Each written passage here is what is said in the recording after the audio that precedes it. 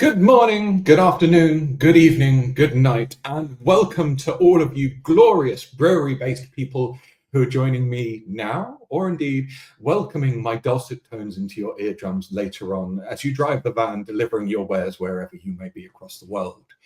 This is Branding for Breweries. It is the show that brings together the brightest minds in the brewing world to help your brewery to thrive and survive and grow and do everything that you can to be an epic, monumental brewery that lasts the test of time. I kind of got carried away there, but you get the idea. It's going to help you be really cool.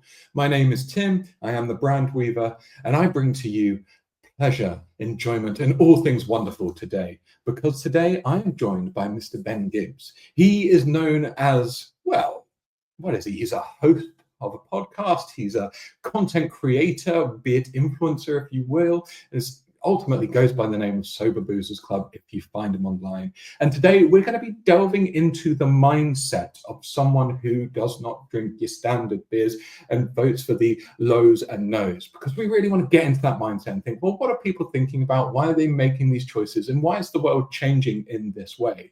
So without further ado, let's welcome Mr. Ben to the stage. Mr. Ben. Hello. How are you? I'm good, mate. How are you today, sir? Are you well? Yeah, I'm good. I'm good. It's been a bad start to the day. I'm not going to lie. I had a phone call with someone at 10:30 that I forgot to put in my calendar. Um, so I just didn't call them. I was dusting instead. So now I'm going to do that after this. But yeah, that wasn't the best start to the day. But Well, you other than made that, this very good. chat, I did and make so this chat. I I did make this appreciate chat. that.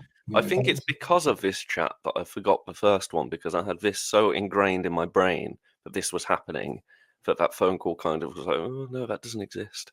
So there's yeah, only space for one meeting in anyone's mind, and when it's as big as the Branding for Breweries podcast chat, everything else gets pushed out of the ears. exactly. It just sounds so incredibly egotistical on my part, but I'm going to run with it. Yeah, So you got it. Just take it and run. Ben, my man, thank you for joining us today.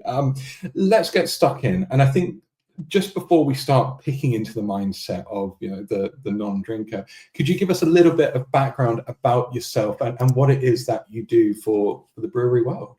Yeah, so I basically just talk about alcohol-free beer on the internet to anyone that will listen. For someone that doesn't drink alcohol, used to drink a lot of alcohol, but don't drink any alcohol anymore. I got into alcohol-free beer, started talking about it and shouting about it, and I've been lucky enough to work with a lot of breweries, a lot of different brands on their kind of process and R&D and things like that, and just share all of the wonderful things that I've found with a growing community of people. Wonderful. And it is, if you go and check out your Instagram channel, it's like every other day we're seeing another low no alcohol free beer pop up, and you're giving such a rounded review to it, which is phenomenal. What is it? There is this clear shift that's happening, right? And why do you think that is? I think there's a lot of reasons. One, I think the quality of the liquid that exists now is massive. Like I think people have always wanted another option, but it just hasn't been very good. I mean, if anybody thinks back to their first alcohol-free beer, the chances are it was terrible. I know Mm. mine was. I think mine was a Beck's Blue in like 2012, and I seem to remember, and I might have this wrong, but I'm sure it was in like a plasticky bottle. I'm sure I remember those bottles, and it was terrible. So I thought, right, I'm not going to touch this again, ever, Mm. until fast forward to 2022 when alcoholism hit, and it's like, I wonder if these are a thing to go for. I wonder if this is something I could try. And it was like, oh, this is really good. And that was in 2022. We're 2025 now. The quality of the liquid is just wonderful. And you've got brands like Guinness that have released a really strong alcohol-free option, and people trust Guinness. They're willing to try Guinness. So Mm. once you try it and you go, oh, this is really good, that's your whole mindset changes. So I think there's that. I think there's the fact that people have always wanted an option, but it just exists now. That Mm. that really helps. I also think that if we're talking about people's relationship with alcohol, I think lockdown was a really big moment for a lot of people. I think kind of a lot of people's relationship with alcohol developed during COVID, often in a negative way. And some people, the world opened up again and they were just able to go back to normal habits. For others, it was a bit more challenging.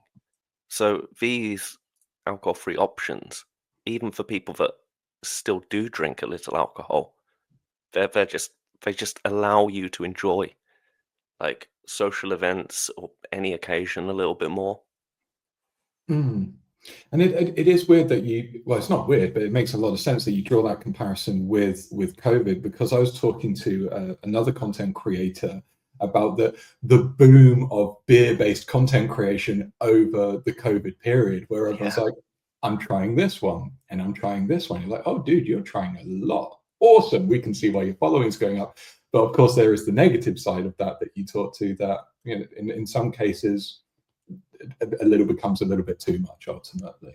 Yeah, I feel like we're kind of in the hangover of that now. I mean, like there's a lot of research out there about people's like home drinking and dangerous drinking levels during COVID, and obviously that's a real blanket kind of statement to throw down. But I feel like I drank every day in COVID, and that was the start of my kind of descent into full blown alcoholism, if you like. And I loved it.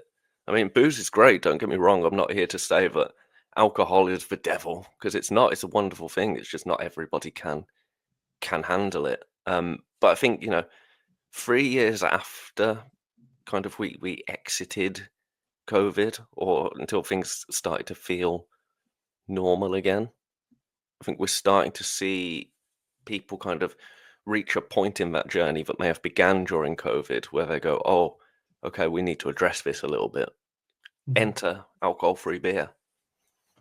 And do you think that it's also that the well-being aspect? I think I look around and I feel that there is a bigger focus on well-being and balance that you see in life. And so, is it just an evolution of this is how people are operating, and this is their mindset these days, and it's come together all in this perfectly balanced time for it?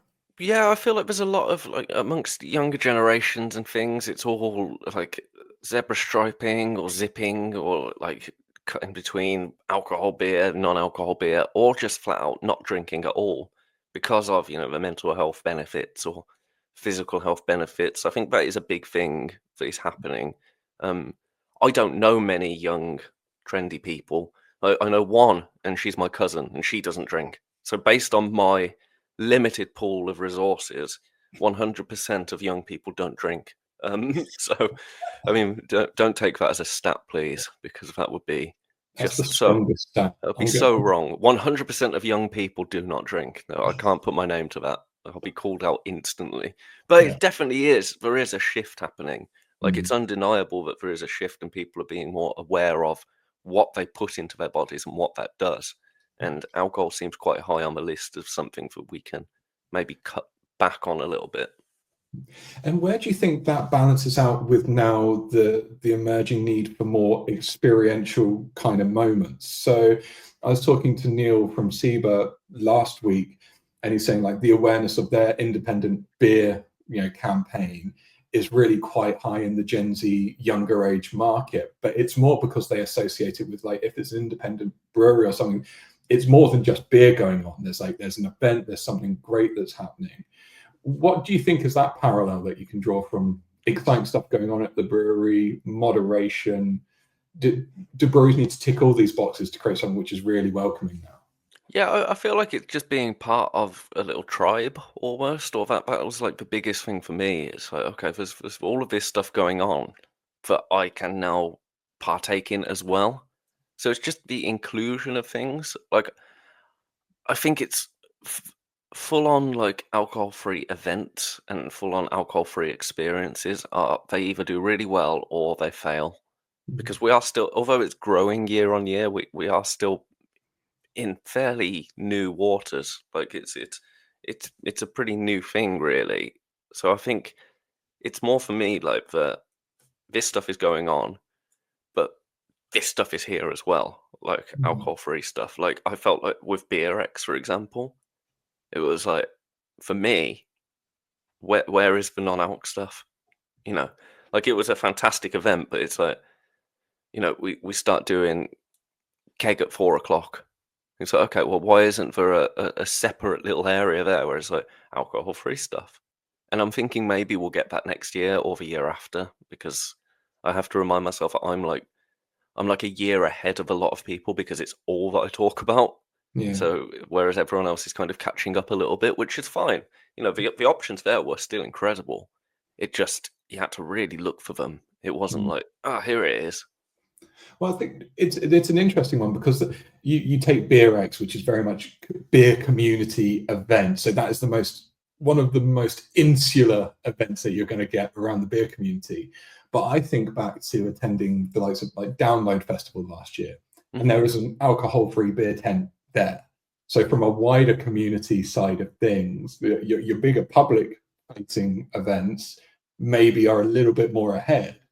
mhm. So if you were to talk to like brewery owners and the smaller kind of brewing community, where do you think the biggest misconceptions are about the low no beer market, and why some of them, not a lot of them, not a huge amount these days, but some of them are just going, "Oh, it's not for me, it's not worth it, it's a small percentage, why bother my time?" So the first one that I come across every time is that a 0.5% beer still has alcohol in it, and it's because for the 0.5% ABV. That's like the biggest like public misconception out there, in my opinion, because so 0.5% ABV, it's like, yep, okay, there is a little bit of alcohol in there, but a really ripe banana can be 0.6%.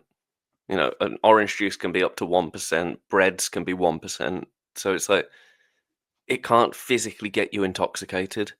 Like it's scientifically impossible because your body will metabolize that quicker than it takes for it to affect your brain.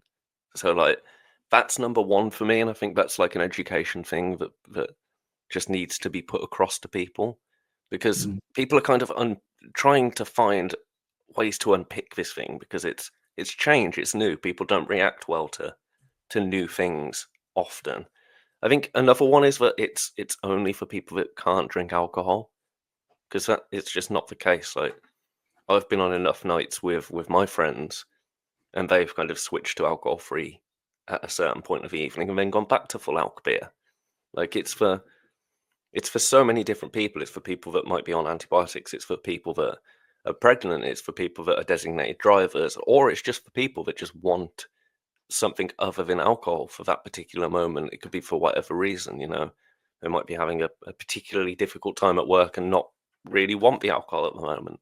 So mm, that's another thing. It's like actually this is, although it's brilliant for people that can't drink or don't drink, it's also just a valid option for people that might not want to drink at that given moment. So that's a really big one for me.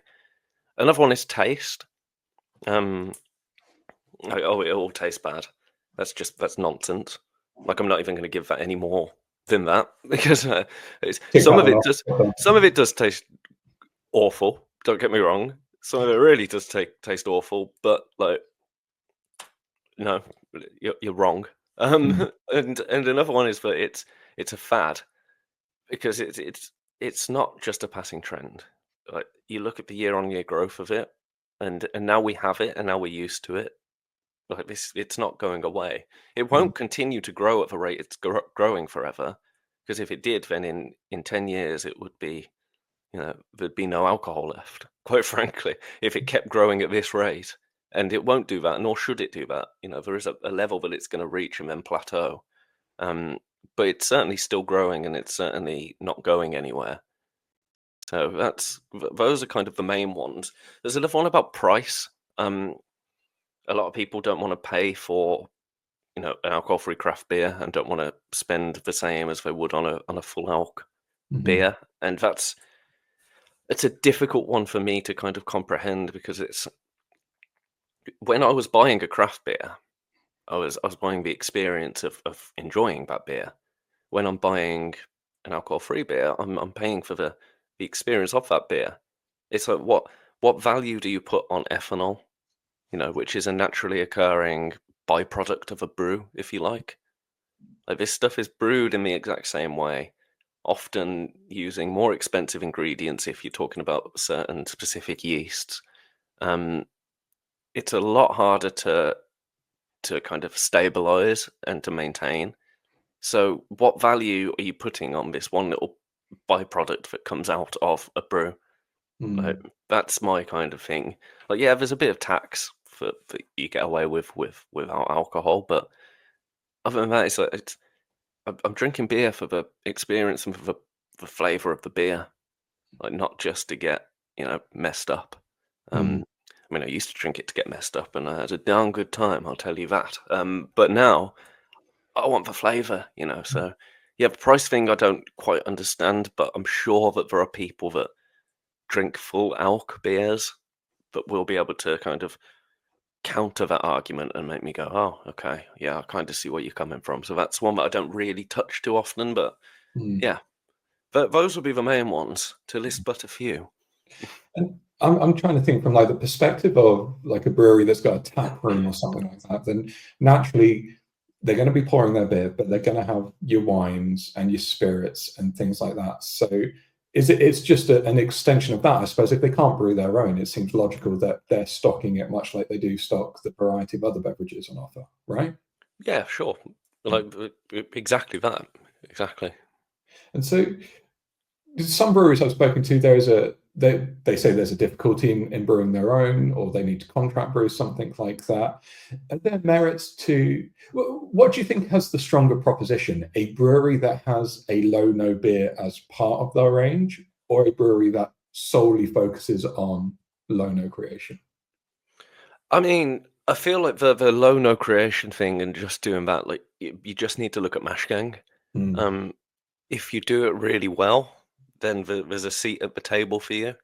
I worry that the ship has now passed on Nolo exclusive breweries. Um, like there's been a few pop up recently, and it's like, okay, are you a bit late to the party here? I don't know, but it's a worry mm. because there are so many out there now that have been doing it for so long and have refined their processes so much. Um, but there is a lot of information out there now, primarily because of Jord from Bashgang, who just, I think he went to pretty much every brewery in the country and just told them how to do it. Like, it was ridiculous. At one point, you couldn't pick up a can of alcohol-free beer and not see the name Mashgang on the back of it. Mhm. Um, so I think it's there's definitely credibility to having just a non-alc beer in your range, and I feel like that's going to be the way that it's going to go, rather than non-alc breweries from kind of start to finish. Now, I think that the boat has kind of left in that department. I like the way that you brought Mashgang in because big fan of their work. And I always ponder, like in another dimension, like if Mashgang were a brewery, but it wasn't low no, like would it still have had the impact? Would it still be as big? Because to me, when I think of like a brand who's nailed more than just a drink, but like a proper experience, those guys have got it in spades. Like just from the artworking, the events that they put on, the content that they create, they've got the full offering. And so this Yeah. leads me to my next question. You're a brewery, you've created your Lono offering, but that's just one part of the puzzle, right? What else do they really need to be doing to to win over the new audience or the evolving audience? So I think the worst thing you can do is like blue label it. Like go to a supermarket, look at the low no section, and like the thing that I hate the most is like same great taste, but none of the alcohol. And it's like, well, all right, what you're already defending this to me? Do you know what I mean? You're already saying like, oh, honest, it's good, and it's like, no, just have confidence in it. Have confidence in it, and don't be like alcohol free or don't call it like something AF because like that's been done now. All of that's been done, and it kind of it makes sense if it's your first kind of venture into it and you haven't really looked into what the rest of the market is doing, because kind of why would why would a brewery do that? Because we make real beer, if you like, and that's always going to be the bread and butter of a lot of breweries kind of business. Um, but what Mash Gang did really well was at no point would you have known that what they were doing was alcohol free. Mm, unless you read on the back like alcohol free, or at the top of the camera it says alcohol free. Like they were just so behind their beer, and it wasn't like, oh, here's for sober people, here's for people cutting back, here's for people that are going to miss out but have the next best thing. It was just like, no, here's a freaking beer, you know. Mm. And I think that's what they did really well, and that's what breweries need to be doing, in my opinion, is just have the confidence in the liquid as a standalone thing, not as a kind of, I'll make do with this. It's really interesting that you mentioned like don't blue label it as a term, because I've been having that conversation where you see the trend that an alcohol free, it's got blue. Yeah, why is it all blue? It doesn't make sense. Maybe from your perspective, but the way I'm looking at it from like a positioning side of things, because you've got this, you're a niche within a niche, I suppose, and where you focus. But from a broader consumer, if you're going, oh, I should try, I want the confidence to know that this is a low or no, I can see the merit of there being blue, and almost the reverse, where does someone feel cheated, or there might be a mindset of some people going, oh, this is a lovely beer, and then almost cheated that it is low or no if it's not clearly spelled out for them. And this is me playing devil's advocate. It's not my mindset, but I'm trying to go, why has the blue color been successful? Why do they have to overtly really promote that it is, of that ilk? Yeah, I just feel like when you do that, and it's like, oh, here's a blue label, here's like the safe label, here's the clean thing. It's kind of, it just separates the two things more and more. And what I'd like to see is it almost becomes like a German drinking culture, where it's like beer is beer, Mm. and alcohol-free beer is just like a table beer, it's just like a session beer, it's just like a full like dipper, you know, where it's all beer and it's all on the same spectrum. Mm. And I mean, maybe blue does come into it, but it just seems like every single supermarket that you go into, you get to the alcohol-free section, it's like everything is blue here. It's all just the same. How am I going to make a decision if I don't know what any of this is? It all looks the same. It all feels the same. It's already the same thing in my mind. Like every single one. There's no individuality out there. And then you see Mash Gang. It's like snakes, skulls, motorbikes, and you go, "Yeah, I'm having that." Like Mm. immediately, I'm having that. Do you think so? I'm thinking more like a supermarket environment where you have your Mhm. alcohol-free section, or if you do go to certain places, they have the alcohol-free part of the menu. Do you see the evolution of it and it being more kind of just worked into everything else that's found on the shelf then, and it's just another part of the menu and not, it doesn't have this separate home? I feel like we need kind of more like supermarket and hospitality options for that to be a reality. So you'd have like your Guinness and then your Guinness Zero next to each other within a certain section. Um, at the moment, I think having separate sections is really handy because people that know that they don't want to drink alcohol on that occasion know where to look. Whereas if it was kind of all merged, I think you'd be flicking through a lot.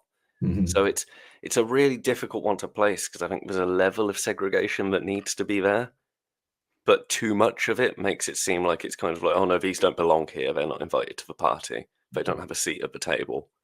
So it's a really difficult one to kind of navigate, I think. Mm. So how about from a brewery perspective? So they've got a tap room, and it's like, okay, yeah, we're either brewing our own or we've got a selection of them Mhm. available.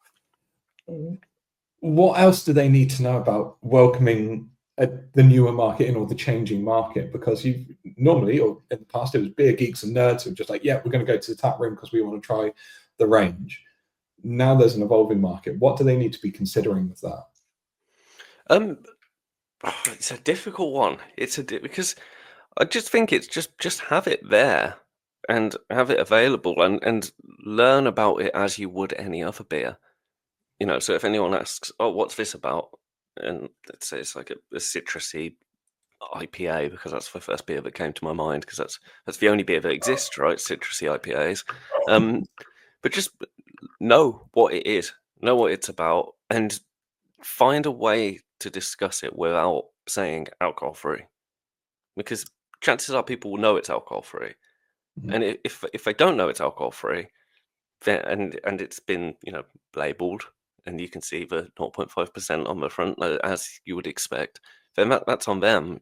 If you open with, "Oh, it's alcohol free," it's like that makes it the most important thing about it, and it's not. It's about the liquid. It's about the beer. Mm, It does a disservice to the brewery, I think, when you open with, "Oh, it's alcohol free." mm, Like, I've had this worry on my socials where it's a lot of people that follow me because they're sober, because there's a lot of sober people that will, come on board, and then they just see me talking about beer. And I do mention the alcohol-free nature of it often, but when I'm talking about a certain beer, like, more often than not, I won't even mention that it's alcohol-free, mm, because it's just like, I'm talking about the liquid here. So I think that's something that is, you know, I miss having real conversations with, like, taproom staff about beers, because you kind of go in and you go to talk about the alcohol free, and it's like, "Yeah, I don't really, it took ages to make, but I don't really know much more than that." And it's like, "Oh, okay. That's a shame." yeah, I can see the vision that you're kind of painting for when we get there, and we're very much Mhm. not there at the moment.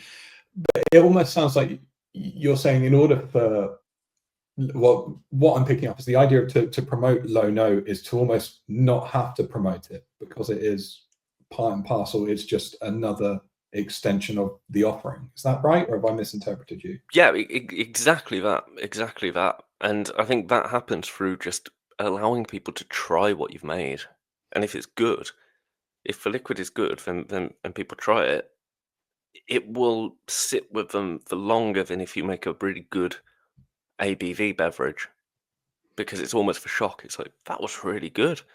I'll come Mm, back for more of that. I'll try that." And if there's another one that comes out, I'll try that because the last one was really good. And it grows from there. mm. So too much signposting can actually be a bad thing in this case. I know I you've think so, spoken, yeah. the I idea think of so.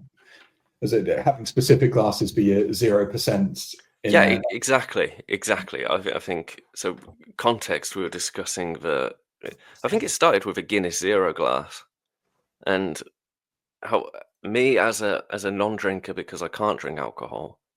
The idea of holding, like, a big zero glass in my hand, it's just like, give me a balloon and write alcoholic on it, you know? Like, I don't want that Mhm. I don't want that attention unless I'm talking to someone about it, which I'm quite bad for doing because I'm a very open man about all of my issues. But yeah, the 0% glass, I don't I can understand why it exists, but coming at it from the side of the fence of someone that can't drink, so just give me a normal Guinness glass.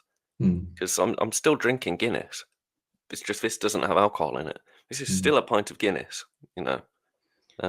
So yeah. So I spotted something on LinkedIn. I think it's probably going back towards Christmas time now, but it really stuck in my mind because I thought that's odd. And so maybe you can help me understand it. So it was techniques to get through the Christmas party with everyone thinking that you're drinking, but you're not. Or if you're kind of like um, you're entertaining clients and they Mhm. want the impression that you're drinking, and it's a guy like, have a chat with the barman beforehand, or if someone buys you a drink, discreetly go around the back. So there are varying mindsets right now beyond obviously someone in your position where you've gone, no, I'm not drinking because of what's happened in the past, versus those who are just entertaining and, like you say, zebra striping. But where do you think that perception of like you got to drink to have a good time has come from, and how long do you think it's going to last? Oh, I think this is something that has existed forever. Um, like, even you were so context here, I work for a shopping TV channel, and have done for about 12 years, like QVC style stuff. And years ago, I used to work on a jewelry side of things. I promise you, this is going somewhere. Um, we Bear used with to me, sell folks. we used to sell amethyst, right? And if you want some, it's only 9.90. No, but we used to sell amethyst, right? And one of the kind of stories that we used to tell, because it was built on stories, back in, like, the Roman days, the Caesars would drink from amethyst goblets to give the impression of drinking wine when they were actually drinking water because they didn't want the wine. Like, so that kind of like, I mean, they couldn't just have a lovely kind of Beck's Blue. I say lovely, it's terrible, but they couldn't have a mash gang beer, could they? Mm. Old Caesars. But that kind of, I need to be giving off the impression that I'm drinking this alcohol because it's what we do, but I don't want it right now. So how can I kind of mask that? Amethyst goblet. The amethyst goblet of the Romans is basically a can of alcohol-free beer poured into a discrete glass in 2025. Like, it got me thinking when you were talking about that. Then I was like, oh, oh, I know where this is going in my brain. I love that. And now wait for the alcohol-free titled Amethyst Goblet to be launched by someone. Yeah. I'd buy it and drink it, or a brewery releasing an amethyst glass. Um, that would be even. Who knows what you've got in there? Could be a 10% beer. No one would know. It's Um, the yeah, mystery of it all. I love it. Okay, so did, we talked about there's growth, and growth is coming, and especially even if you compare like the UK market to the European market as well, like we're quite behind in comparison to the European market, correct? yeah. Well, I think it's just perception.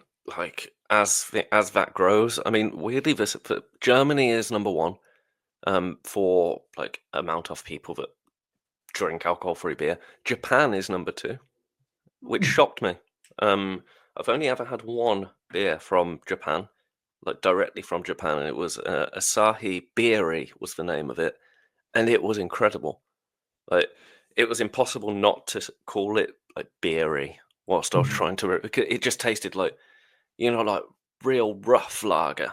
It's almost got that metallic kind of like. Mm. It Hmm. was like, yeah, this is just the most beery drink I've ever had in my life. But yeah, Japan. There's a lot of non-alc stuff in Japan, but Europe as a whole, like, I think it's kind of been woven into the fabric of their drinking culture now because it's just been so accepted. Like in German beer halls and things, there's always an alcohol-free tap next to the full-out tap, and it's just something that exists and has existed forever. Um, Over here, I think we're catching up.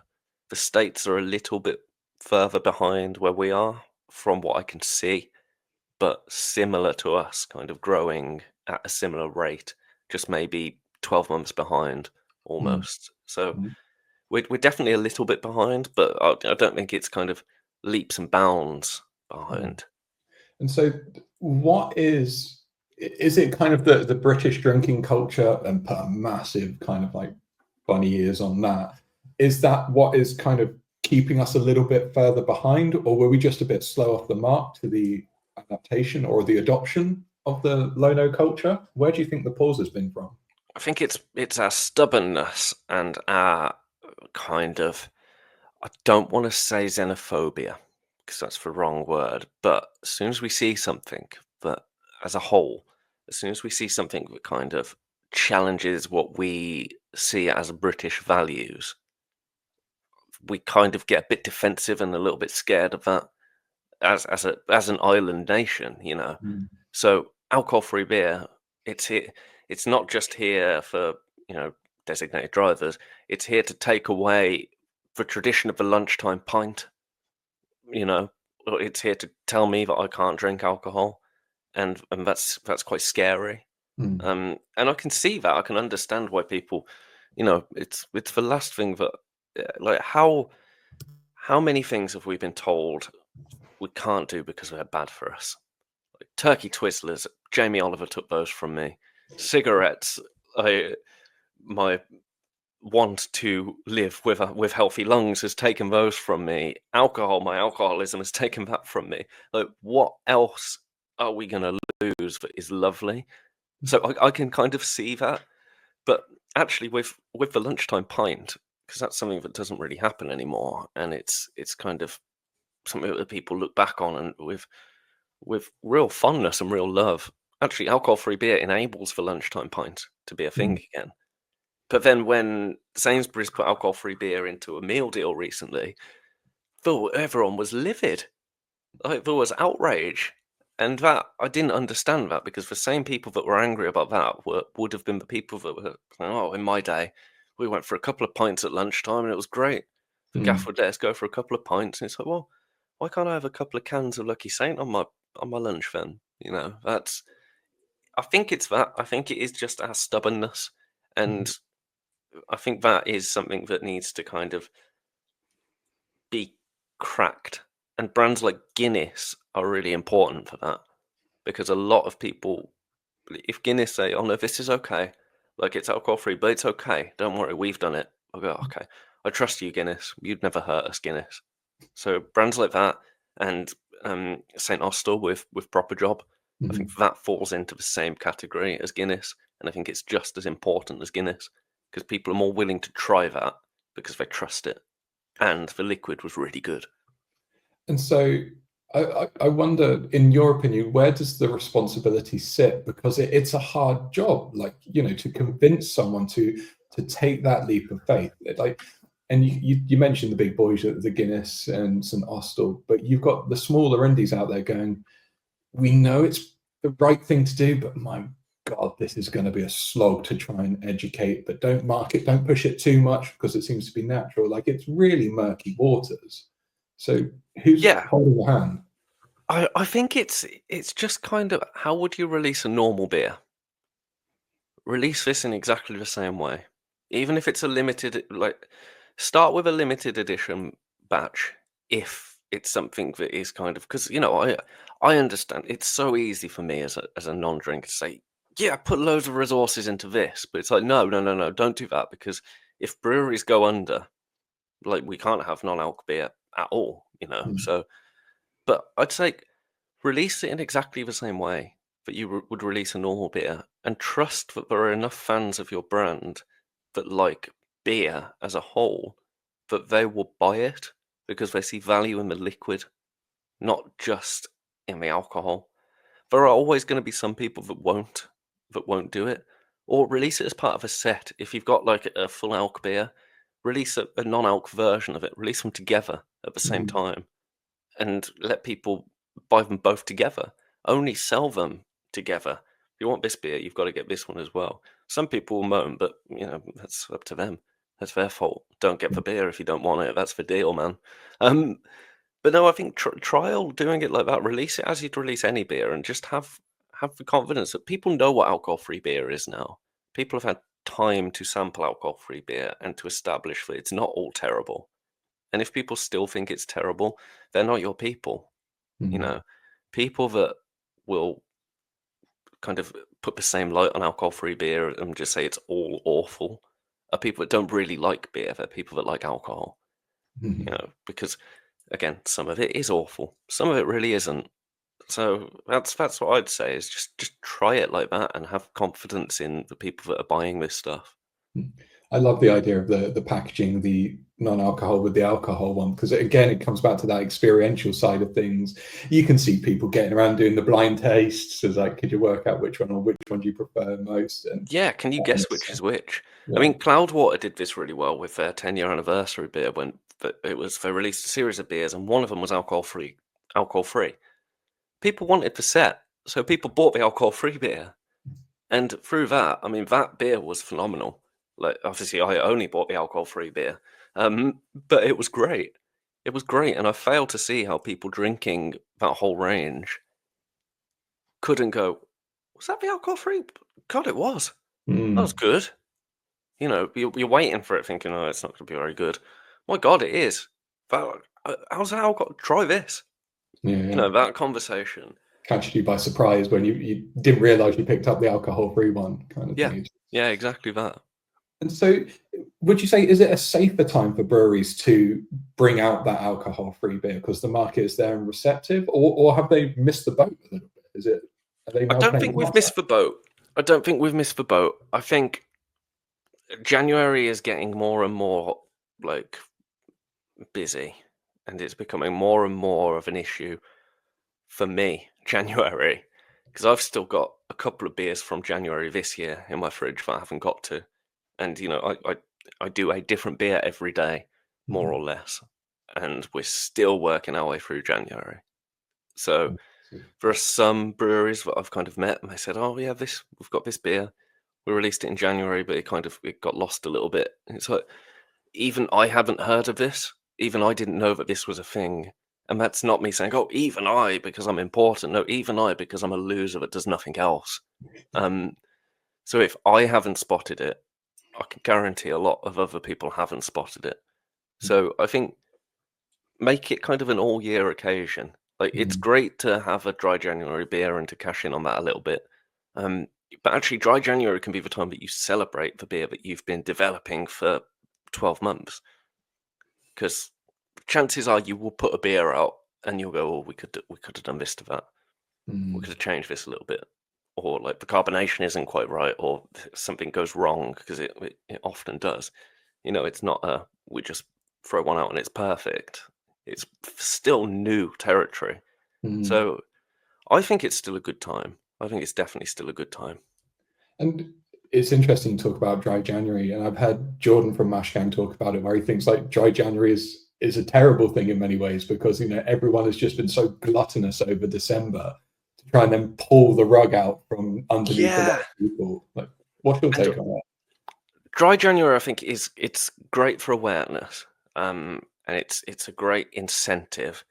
I think the thing that it's kind of dry January can be really dangerous to people that are really, really in the shackles of addiction. Because if you are drinking a certain amount of alcohol and then you completely stop, you could die. Like withdrawals can kill. Seizures, strokes, all of that business. So that is something that's like, okay, encouraging people just to go, nope, never again.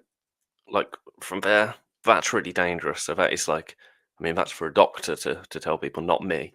Um, but I like the idea of it. I like the because it's the dry January challenge. I like the challenge aspect of it, of being like, you regular drinker, not necessarily alcoholic, but regular drinker, do you think you could go a month without alcohol? In a safe way with people that wouldn't class themselves as addicts at all. I think that's when it's kind of magic. Is do you think that you could go a month without to like a standard drinker? Mm, And then what does that entail and what does that look like? That's what I am interested in. And that's what I think they've done really well. Um, and then we have the other ones like Sober Spring, Sober October, and it's like, okay, let's just stick with January. Like, I mean, it's still a great incentive. I mean, it's an incentive by alcohol change for the charity, and they do really important stuff. So I think it's good for awareness for the charity because they're a really good organisation for people that have issues with alcohol. So yeah, in mm, short, I think on paper it's a good idea, but potentially quite dangerous for full blown alcoholics to try. mm. Okay, let's pull up into a more positive mindset as we bring this conversation to a close, Ben. It's been a really interesting chat because I never thought the conversation would be the best way to market low and no would be to not market it in many ways. Yeah. But if if you had to give a parting piece of wisdom to brewers who've gone, yeah, we've got a loaner, or we've got a couple in the fridge, but it's not flying, or we're not getting the traction from it. Where else do they need to be looking? What would you recommend to them to help increase awareness? I think there's a lot of avenues you could go down. I think like sports venues are places that can really be targeted, like local sports teams get involved with stuff like that. Um, your beer can become a part of X event, like Lucky Saint did with running, things like that. Um, I feel like a lot of these beers that they kind of have released, but they're not doing very well. It's like, okay, well, have you really championed them? Have you gone into the process of how it's made, demystify it, make people feel like they can trust it, and they know that it is a real beer? And everything that you do, just have that in mind that this is still a beer. This is a real beer, and in time, people start to trust that, and people start to understand it. And if the liquid's good, and be honest with yourself about it, is it good or will it just do? Because there's so many good beers now that just making something that's passable isn't good enough anymore. Because there's so many amazing beers, And if it's not good enough, well, like, why isn't it? And work on it from there. And maybe it's not for you, and that's okay if it's not, because it's a nightmare to make sometimes. So it's kind of be honest with yourself on that aspect. If it's not for you, then that's fine. But if it is, what can we do to improve this, and how can we make this the best it is? Mhm. I really like that comment you mentioned about, getting in with sports teams or something, and it comes back to that, the power of association. Like you talked about, Guinness did it. Guinness is a safe bet because there's so much kind of, brand loyalty built up in the brand. Mhm. The same with St. Austell's. You can do the same thing and it not have to be a brewery. You have to find the favorite sports team, or the personality who kind of connects with, it's trustworthy, and you can almost use them as a bit of a introduction and to introduce the beer in, couldn't you? Yeah, Fascinating. yeah, I really like that as a concept, and also in sports venues as well. You've got away fans there, which some of those, how are they getting home? You know, Mhm. so if you've got a good option there, I think that's magic. Ben, I've clocked the time. We've been rattling on for over 45 minutes. This has been Oh my amazing, goodness, mate. we have. Um, so if people want to have a chat, want to know a little bit more, or indeed just get your spin on what are some of the best low no beers out there, where can they find you? Where can they get in touch? So the best place to contact me is Instagram, just Sober Boozers Club. I have a TikTok, but I'm really not good at TikTok. Like I'm still loading videos on TikTok. I've got my Christmas tree in the background. Just trying to play catch up. So yeah, Instagram is the place to get me. For anything to talk about alcohol-free beer, or like if you're wanting to cut down or whatever, but mostly beer because that's what we like, isn't it? Indeed. Well, Ben, mate, again, thank you so much for your time today. This has been brilliant. I've loved it. Thank you for having me, sir. No, it's been an absolute delight. And for everyone else watching and listening now, God bless you. And for those who are going to be tuning in at some other point in their lives, again, you're all amazing. You all rock. Have a great day, people. Rock on.